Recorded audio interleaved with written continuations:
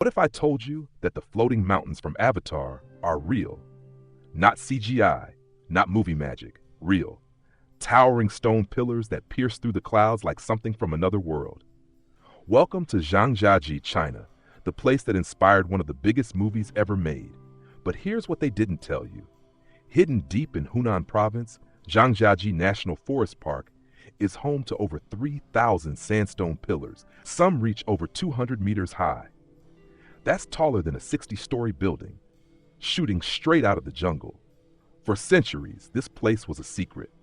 Local villagers believed the pillars were the petrified soldiers of an ancient god, frozen in time guarding the land. They called it the Heavenly Pillar Forest. Then in 2009, James Cameron came here. He was scouting locations for Avatar, and when he saw these mountains floating above the clouds, he knew. This was Pandora. This was the alien world he'd been imagining. After the movie came out, China renamed one of the pillars Avatar Hallelujah Mountain. And overnight, Zhangjiajie went from unknown to one of the most visited places on Earth.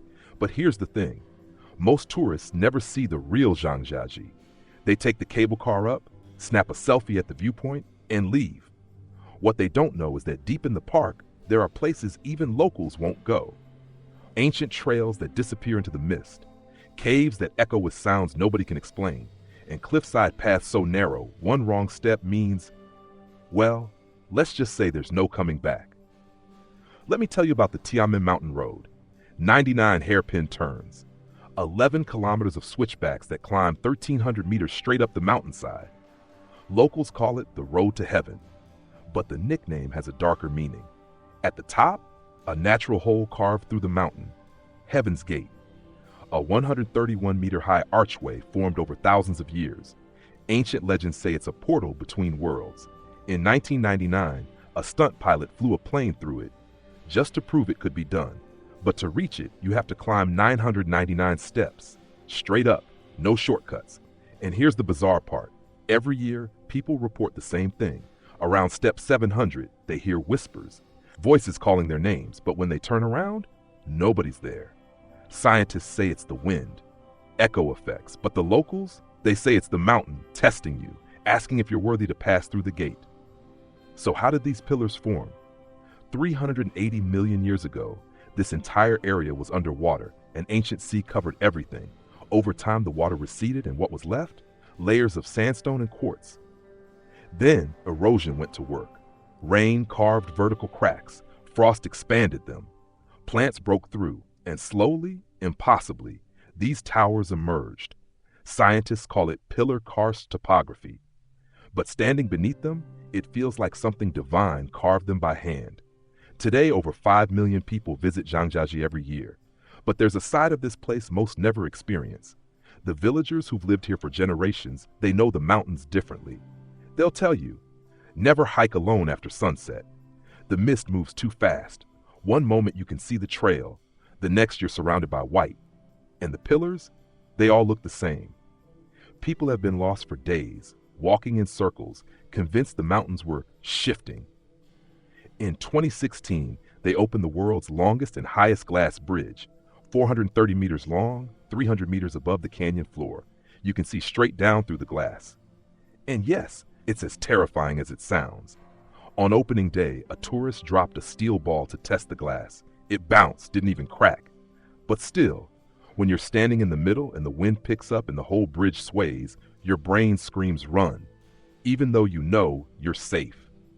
But the most bizarre thing about Zhangjiajie, nobody can agree on how many pillars there actually are. The official count says 3,000, but locals insist the number changes.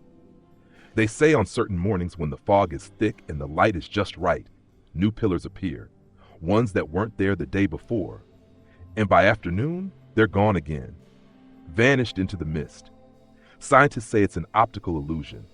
The mist plays tricks on depth perception, but the old-timers who've lived here their whole lives, they just smile and say, the mountains are alive. They show you what they want you to see. Standing at the edge of one of these pillars, 1,000 meters above the forest floor, with nothing but clouds below you, it changes something. You feel small, humbled, but also connected to something ancient, something that was here long before us and will be here long after. Maybe that's why James Cameron chose this place. Maybe that's why millions come every year, not just to take a photo, but to stand in the presence of something that reminds us we're not the main characters, we're just passing through. Zhangjiajie, where mountains float, where legends breathe, where the line between earth and fantasy disappears. The Chinese have a saying, once you've seen Zhangjiajie, you don't need to see any other mountain. And after being here, I understand why. So here's my question. Would you walk across that glass bridge? Would you climb those 999 steps? Would you venture into the mist, knowing you might not find your way back? Let me know in the comments. And if you want to see more places that shouldn't exist, but do, hit subscribe, because trust me, we're just getting started.